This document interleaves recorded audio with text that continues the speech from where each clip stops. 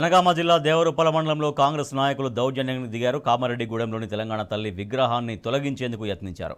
మా ప్రతినిధి రవికాంత్ మరింత సమాచారం అందిస్తారు. రవికాంత్, ఎందుకు తెలంగాణ తల్లి విగ్రహాన్ని తొలగించాలని కాంగ్రెస్ నాయకులు ప్రయత్నించారు? ఎక్కడ ఆ ఊళ్ళో ఏం జరిగింది, ఎందుకు జరిగింది ఘటన? రాజేష్, ముఖ్యంగా తెలంగాణ సెంటిమెంట్ ను తొలగించే ప్రయత్నంలో భాగంగానే అని ముఖ్యంగా చెప్పుకోవాల్సి ఉంటుంది.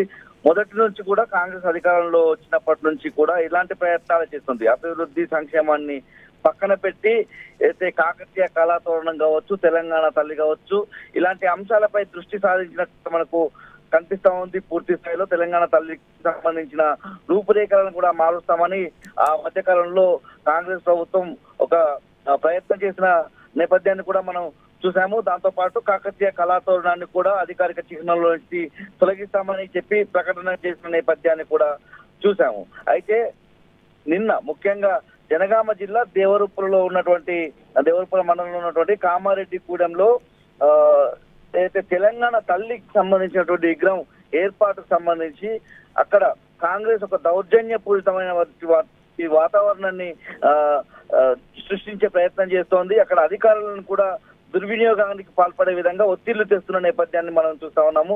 ఎస్సీ కాలనీలో అయితే కామారెడ్డిగూడెంలో ఉన్నటువంటి ఎస్సీ కాలనీలో అక్కడ ఒక గద్దె నిర్మించడం జరిగింది. ఆ గద్దె మీద తెలంగాణ తల్లి విగ్రహాన్ని ఏర్పాటు చేయడం జరిగింది. తెలంగాణ తల్లి విగ్రహం ఎటువంటి రాజకీయ నేపథ్యానికి ఎటువంటి రాజకీయ రంగులు అట్టాల్సిన అవసరం లేదు. అయినప్పటికీ ఈ విషయంలో ఎమ్మెల్యేకి సంబంధించిన అనుచరులు అధికారుల మీద ఒత్తిడి తెచ్చి ఆ విగ్రహాన్ని తొలగించాలని కుట్ర చేయడం జరిగింది. ఈ నేపథ్యంలోనే నిన్న పెద్ద ఎత్తున అక్కడ గ్రామస్తులు కూడా వ్యతిరేకించిన నేపథ్యం మనకు కనిపిస్తా ఉంది. ఇవాళ కూడా అక్కడ ఆందోళనలు జరిగే అవకాశం మాత్రం మనకు స్పష్టంగా కనిపిస్తా ఉంది. Rajesh, right, thank you Ravikanth.